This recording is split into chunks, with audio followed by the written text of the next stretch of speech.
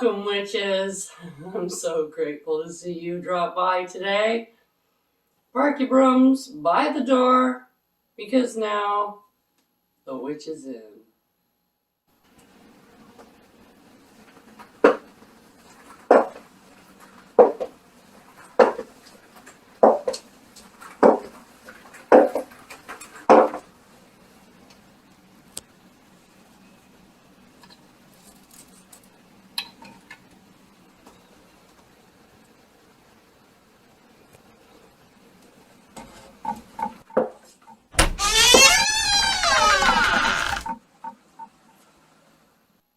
Blessed be to you all. I am Amelia Noir, and I am here to share with you my knowledge and experience on everything witchy, like spellcasting, potion making, and kitchen witchery, to name a few.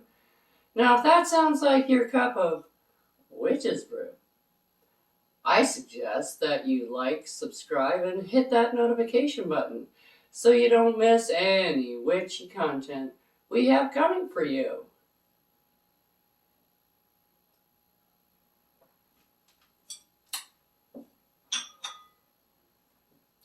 Now today, we're going to be doing some red brick dust. Red brick dust, the hardest part is you go out, you get a red brick, and then you take a hammer and outside somewhere, you beat the hell out of that brick and turn it into this. Red brick dust. Okay, now this is just red brick. There isn't anything else in here. I still have a whole lot more brick I have to smash up, but you know, your arm gets tired. So this is what I've got down to so far.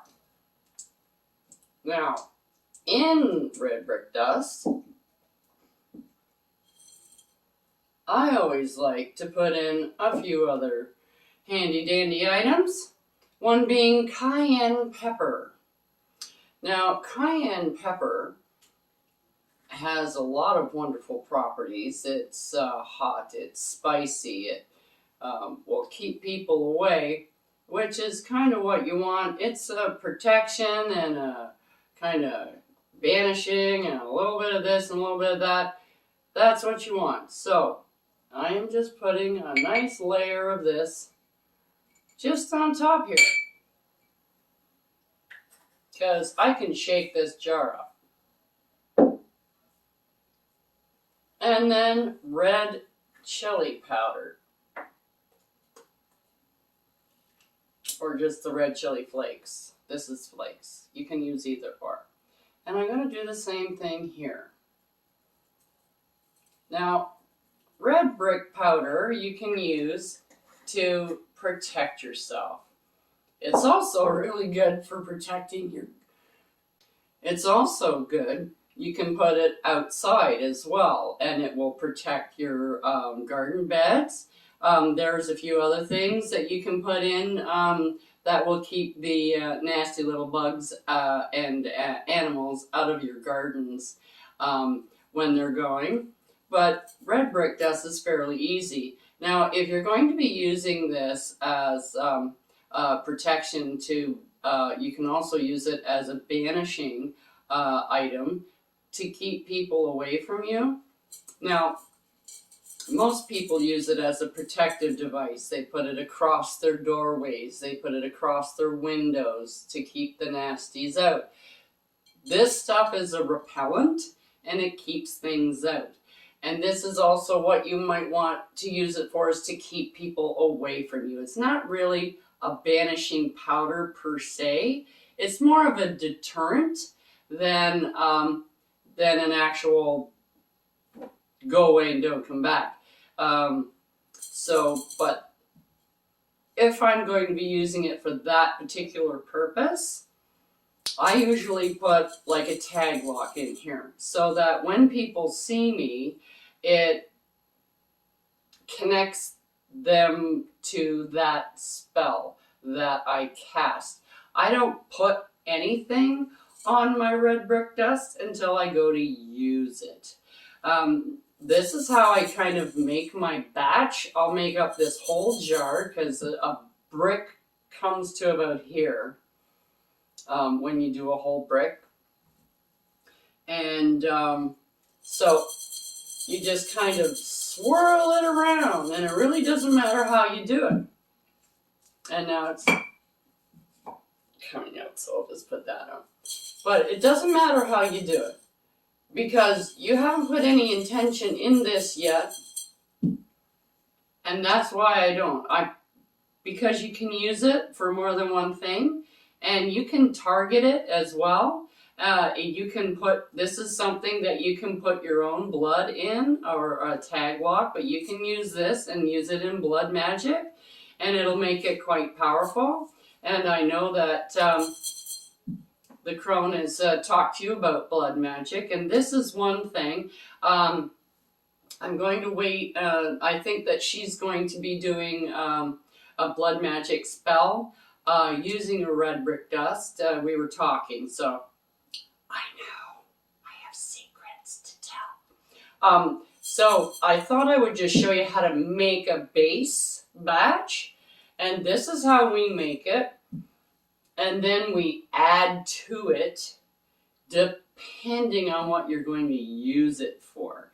This is great if you're just going to sprinkle it around your windows, around even the outside of your house, around your flower beds, across your driveway, things like that. This is fine for that, and that's what it's mostly used for. But you can also add to this and make it bigger and give it a different kind of a purpose, more targeted purpose when you go to use it and put your intent in it. And what we usually do is just get a small little container like this, pour some of this out into it, and then add to this. And this is what we put our intent on, and this is what we use to cast our spell with. Okay, so if you want to do your whole jar for one thing, that's great, if that's all you're going to use it for. Or you can do it up like this, and the whole jar, I've probably put this in for the whole jar anyways, but that's all I have right now, so I have to get some more.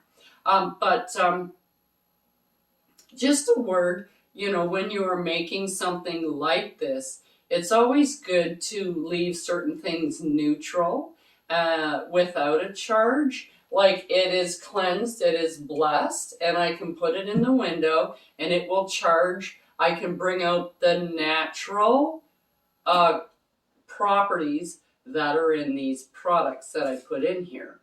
And that's what I would do. After that, I take it out, I put it in here, then I can add other things to it and give it a purpose. Right here, it's not got a purpose. I haven't given it one. I'm not targeting anything.